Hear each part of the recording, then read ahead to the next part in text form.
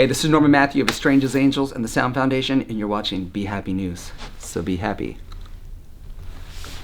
But I watched it, and I watched it over and over again, and I was like, man, I mean, I'm not nearly as massive as an artist as Cornice. But I think on an underground level, like, I've been around, and I can help people at a different level, and I want to help. I want to be like an example of, hey man, you can live this life and do your thing. You can play your music and, you know, be as righteous as you possibly can. Like, it's okay to have a relationship with God. And my mom and I would always have disagreements because she wanted me to go to church every Sunday, right? And I'm like, Mom, it's too early. Mom, I'd rather wake up for brunch. Like, Mom, it's Sunday. Like, I mean, every excuse in the book, but it wasn't that I wanted to go. My thought process was always like, I don't want to be that person that goes once there's like an existential crisis in my life and, oh, now I need you, right? I feel like it needs to be personal, you know, like every night, man, when Dexter falls asleep, I walk out on my balcony and I make a visual and I walk and I look at the sky, like, and I just sit outside, like I do my thinking and do my talking, and I kind of talk all day and question all day and get angry all day too. You know, there's a lot of that. You're not doing it for real, and you're not forging the relationship if you're not even having those experiences, you know, like being mad. Oh yes. You know, what want from me? Like, what is the point of all this? Because then you're really digging, though.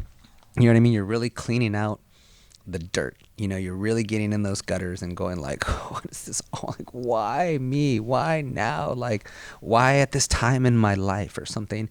And then again, I realize it's because, man, I have the ability to handle this and not let it ruin anyone else. Like, you've never seen me at a show and I've been distraught or angry or diva or not played or thrown something or been, you know what I mean? It's like, it's always been even keel. And that was when I realized, man, I have the strength to carry this stuff, to be able to show other people that they can do it, right?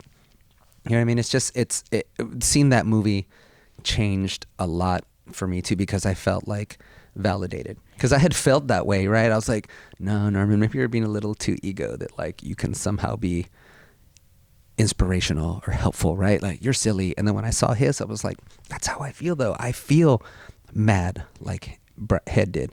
I feel angry. I feel sad. I feel single dad mode, you know what I mean? And like, Dexter's mom is great, but I mean, you still have these moments of, you're just like, I'm in this alone to a certain degree, right? No one's going to fight my battles for me but me. I find it interesting that you remember exactly where you were, exactly what happened. Now, my first experience with that movie was on Shiprocked when he showed it. Right. And first I'm in the room and I'm looking around, I'm like, oh my God, this is so cool. Jacoby's over there. POD. Right. You know, I'm like losing my shit. And I'm like, and by the way, you know, right, there's this movie from Head. This could be great. Not right, knowing what to expect. So there's Kleenexes along the shelf. I'm like, whatever. Yeah, it's ridiculous. So I'm shoved like in the middle. And there's like, you know, it's like a big theater. And I'm sitting there.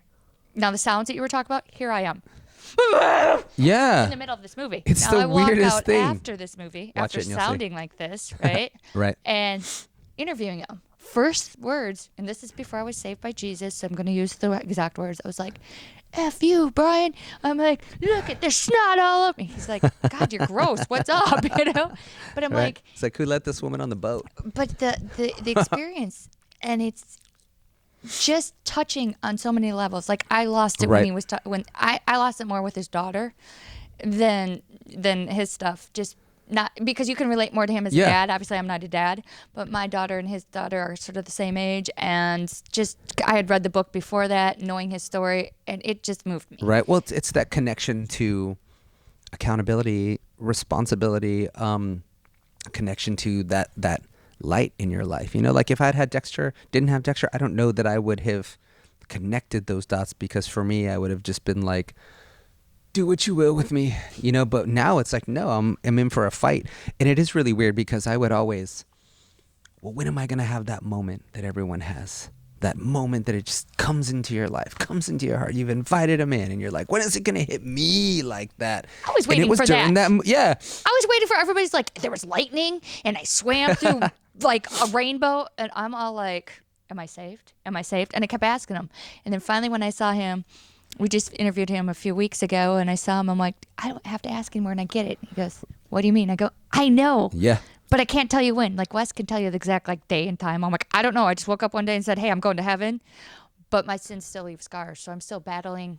It's Right. not guilt, but it's the pain of them and Right. the human flesh of them. And that's Yeah. my daily battle. Yeah, you go through it, and it's because, like I said, I had that moment, and it wasn't lightning or anything cool, but it was this surreal, like, adamant decision. I remember getting up off the couch, and I was like, I'm not going to let anyone or anything beat me. And the quote, what was it? I'm really bad at these because I just have a terrible memory. But there's a storm coming, and he said, I am the storm. I was like, that's me. I was like, every setback is temporary. Every storm runs out of rain. So throw it, because guess what? That just means that storm you try to throw at me is now past. So what else you got? Yep. Throw me the next one.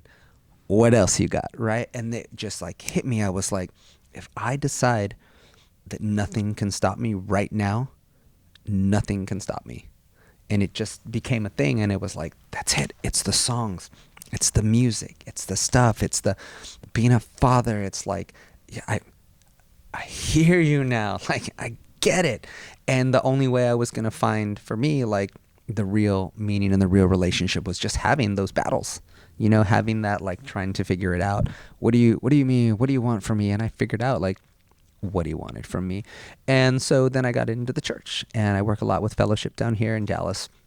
And another big thing that I realized it really was personal for me is that I would get so involved and I never posted about it.